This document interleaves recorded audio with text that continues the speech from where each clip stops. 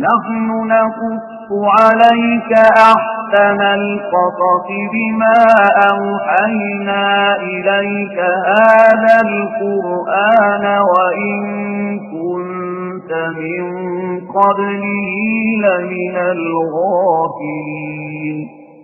القصص النبوي قصوينك نبيذا.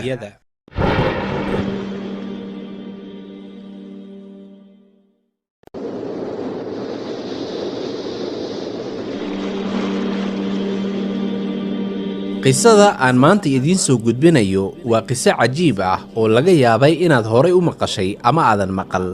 waa qiso qofka muslimka ah ugu sugan inuu mar walba saacadda qiyaamaha dhicisteeda uu qalbiga ku hayo. rasuulka Alle sallallahu calayhi wasallam wuxuu yidhi, maalin maalmaha ka mid ahayd aniga oo la fadhiya Jibriil calayhi salaam, waxaa hal mar kala dhambalmay ama kala dilaacday samada sare.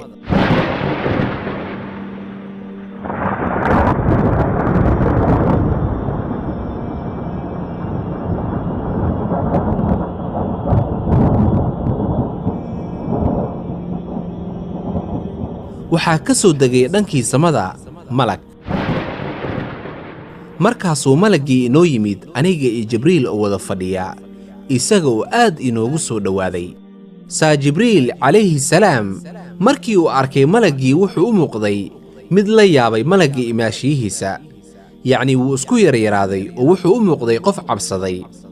markii uu malaggii u yimid nebiga sallallahu calayhi wasallam wuxuu ku yidhi, rasuulkii Allow, waxaan ahay fariinside kaaga yimid xagga Alle. rabbigaaga wuxuu ku siinayaa laba doorasho ama laba ikhtiyaar: inaad noqoto nebi u nool sida boqorada oo kale, ama inaad noqoto nebi u nool sida addoommada oo kale, yacni aan isla weynayn. nebiyada sida boqorada camal u noolaa waxaan tusaale u soo qaadan karnaa Sulaymaan iyo Daa'uud calayhi salaam oo ku noolaa nolol weyn, dunida siday doonaan u maamuli jiray, heer uu Alle u saqiray in dabaysha ay la shaqayso.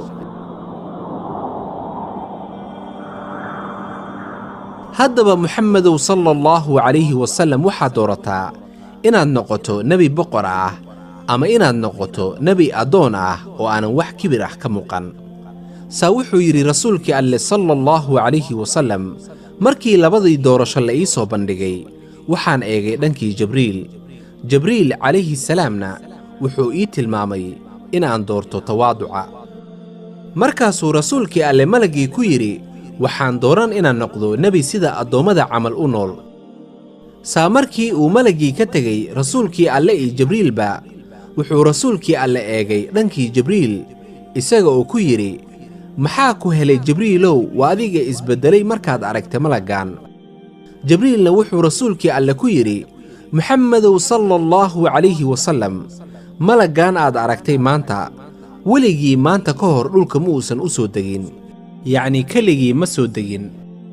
wallaahi allihii uuntay ayaan ku dhaartay, wax kale ma aanan u qaadan oo aanan ka ahayn in saacadda qiyaamaha ay dhacayso maanta.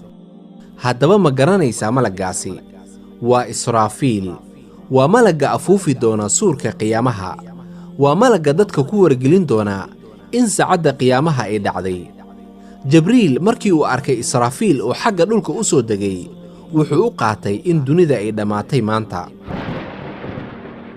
haddaba sidee ayay u saamaysay rasuulka Alle sallallahu calayhi wasallam inuu doorto inuu noqdo nebi addoon ah, yacni inuu noqdo nebi la mid ah addoommada Alle oon waxba ka duwanayn.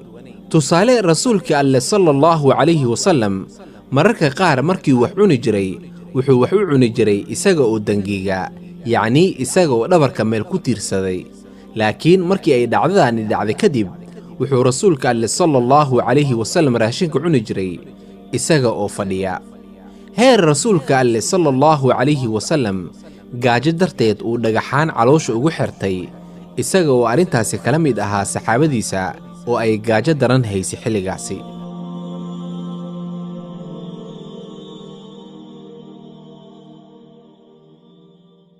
نحن نقص عليك أحسن القصص بما أوحينا إليك هذا القرآن وإن من قبله لمن الغافلين القصص النبوي qisooyinka nebiyada